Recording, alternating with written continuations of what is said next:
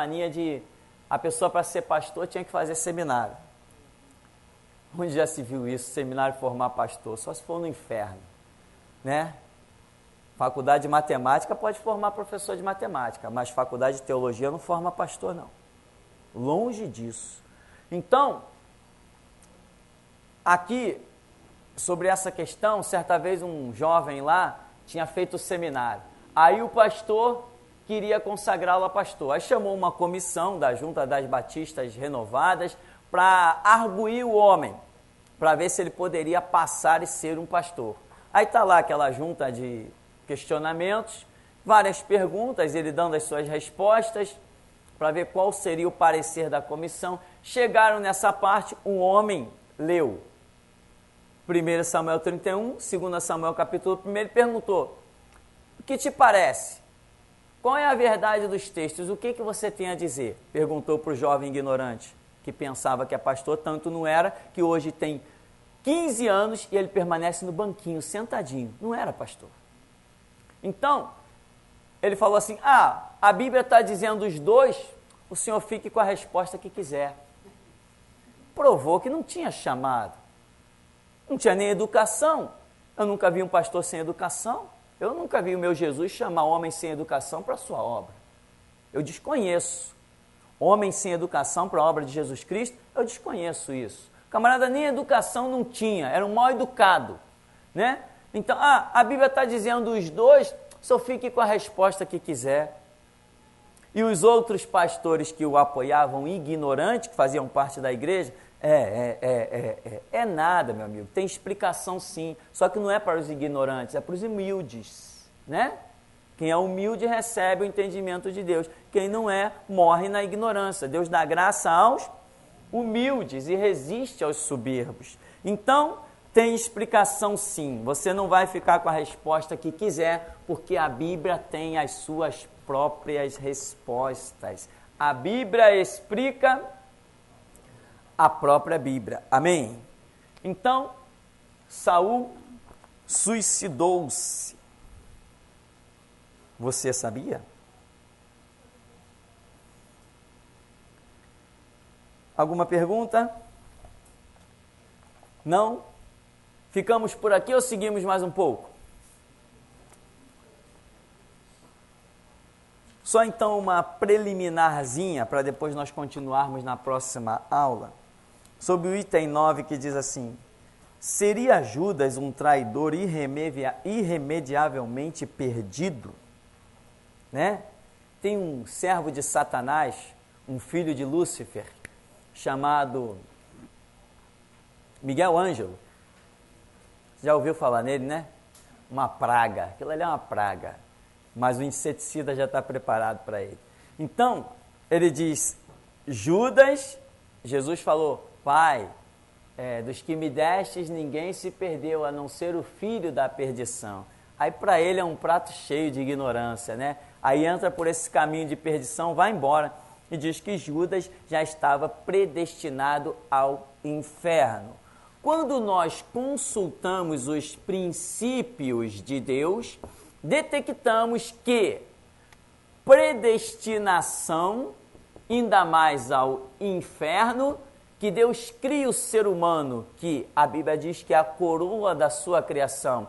Cristo Jesus foi entregue na cruz por amor à humanidade. Deus trabalha até hoje o tempo todo, dá o seu Espírito para resgatar o homem. Ezequiel diz que Deus não tem prazer na morte do ímpio. Então nós detectamos que alguém nascer sem a chance já nascer predestinado ao inferno, contraria os princípios de Deus. Então eu posso seguir qualquer outro caminho, menos esse.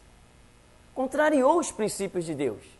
Eu não posso seguir um caminho, aceitar que um ser humano, Deus diga assim: eu vou criar esse aqui para ele arder nas chamas do inferno. O caráter de Deus foi danificado. Não posso seguir adiante com este pensamento. Tenho que me converter dele. É aí que entra a conversão, quando eu entendo os princípios de Deus e tenho que largar os meus, sejam eles aparentemente bons ou maus, tenho que largar e ficar com os de Deus. Então, Judas condenado ao inferno, está contrariando já em base os princípios de Deus. Mas tem os textos, cada texto que esse louco Miguel Ângelo usava, ou usa, dá para desmentir. Ele usa textos em que Deus está fazendo comparação de Israel com a igreja, né? Deus não pode criar um vaso para honra, vasos para desonra. Tem nada a ver com predestinação. Deus está falando de uma situação referente à nação de Israel, está falando de um remanescente. Tudo tem explicação, mas como o povo lá não tem conhecimento bíblico, é apenas levado encabrestado, não lê Bíblia, não ora, qualquer louco vai ser sábio. Quando você não lê Bíblia e não ora, qualquer maluco vai parecer homem de Deus na sua frente. Então, tem algumas profecias aí também, por exemplo, no Salmo 41, há uma passagem que muitos têm atribuído a Judas, porém também sabemos que esta narrativa de Davi é muito específica. Aitofel, conselheiro, abandonando então o rei Davi. Quer dizer, lá que diz assim, aquele que mete comigo a mão no prato, esse é o que me trai. O meu inimigo íntimo levantou o seu calcanhar contra mim.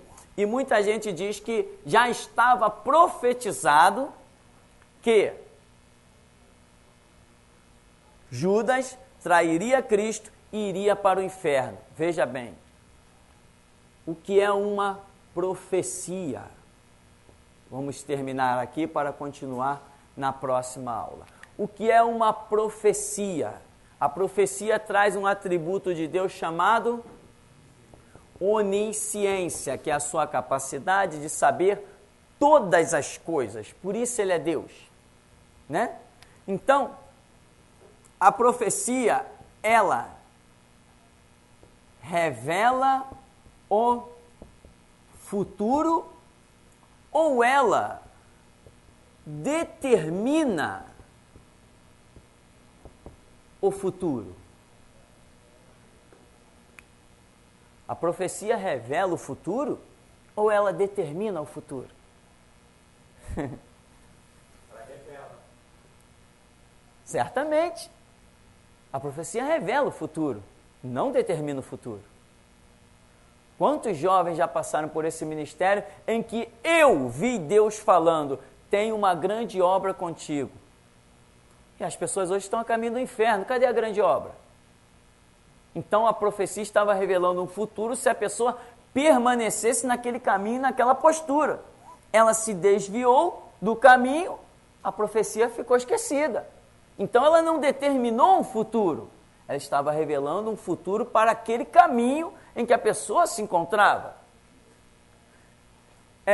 Apocalipse, o livro das profecias que traz a onisciência de Deus. Apocalipse é um livro que determina o futuro? Não, ele está revelando o futuro, porque Deus sabe. Então já deixou para o seu povo as coisas, como diz João, as coisas que brevemente hão de acontecer, mas que Deus determinou? Não. O próprio Paulo, quando escreve em 2 Tessalonicenses capítulo 2 a respeito do reinado do anticristo, ele diz assim, porque os homens rejeitaram o amor da verdade para se salvar, Deus lhes permitirá. Paulo diz assim, Deus lhes permitirá, é uma permissão. Não está dizendo Deus lhe determinará a operação do erro, mas Deus permitirá a operação do erro e não determinará a operação do erro. Então, quer dizer, Deus sabe que os homens vão rejeitá-lo a ponto de permitir que o diabo reine sobre toda a humanidade, né? E diga-se de passagem, a União Soviética está aí, que é a besta, o urso, fazendo suas alianças e brevemente ela invade Israel, você vai ver só. Então, Deus vai permitir, ora, permitir é igual a determinar? Não, não é igual. Se você for para o dicionário, permitir não é igual a determinar. Então, a profecia existe, mas ela não determina nada. Ela revela um fato. Por exemplo, existe uma profecia na Bíblia. Você tem dois caminhos para seguir. O de Cristo ou fora de Cristo. É uma profecia bíblica. Não existe. Ou você segue a Cristo ou você não segue a Cristo. A profecia diz que se você estiver em Cristo, você verá a glória de Deus. E a profecia diz que fora de Cristo você baixará o tormento eterno do inferno. A profecia vem e ela te mostra dois caminhos. A onisciência de Deus está mostrando que só existe dois caminhos. Quando Ele te criou, Ele só criou para esses dois caminhos, ou salvação ou condenação. Então, a profecia está determinando qual vai ser o seu futuro. Ela está revelando qual vai ser o seu futuro, em Cristo ou fora de Cristo. Mas a profecia não determina que você esteja em Cristo ou que esteja fora de Cristo. Ainda que existisse uma profecia sobre Judas, não determinava esta profecia que caminho Judas obrigatoriamente teria que seguir. Então, profecia não determina nada. Já viu, né? Na época, na dispensação passada, nós vimos muitos profetas se levantarem. Irmão, Deus está falando isso, aquilo, outro. E as pessoas, que bênção, saia da igreja todo cheio.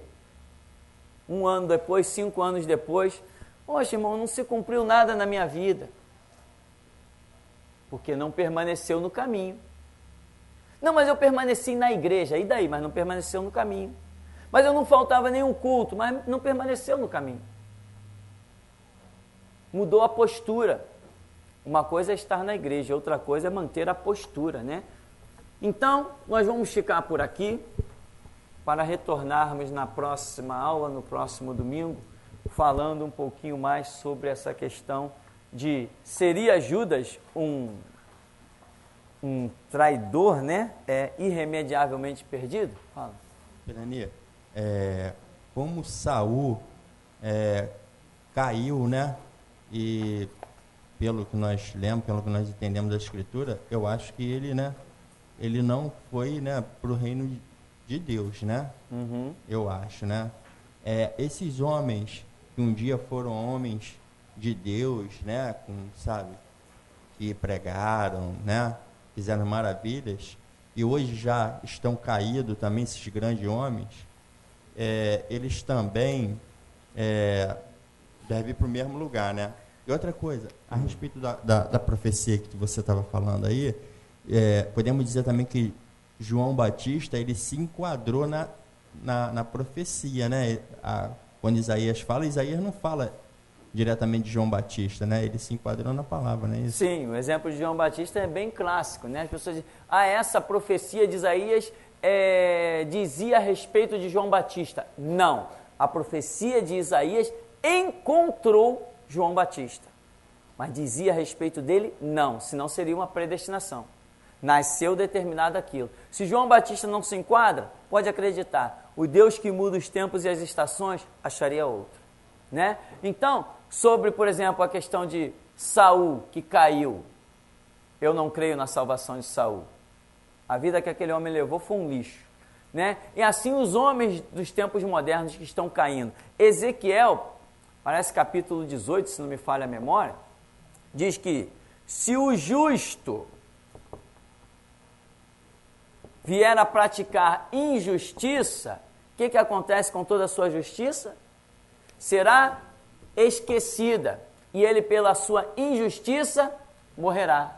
E se o injusto vier a praticar justiça, toda a sua injustiça ficará esquecida, e ele pela sua justiça viverá.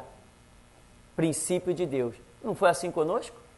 Nós não éramos injustos, pecadores e etc, etc, etc. A nossa injustiça não ficou esquecida e pela nossa justiça nós temos vivido?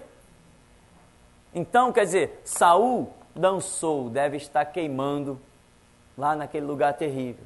E assim vai ser a vida de muita gente que passou 30, 40, 50 anos servindo a Cristo, mas está no final da sua vida praticando injustiça e dando declarações antibíblicas e desviando pessoas do caminho da verdade. Vai acontecer a mesma coisa que aconteceu com Saul. Amém?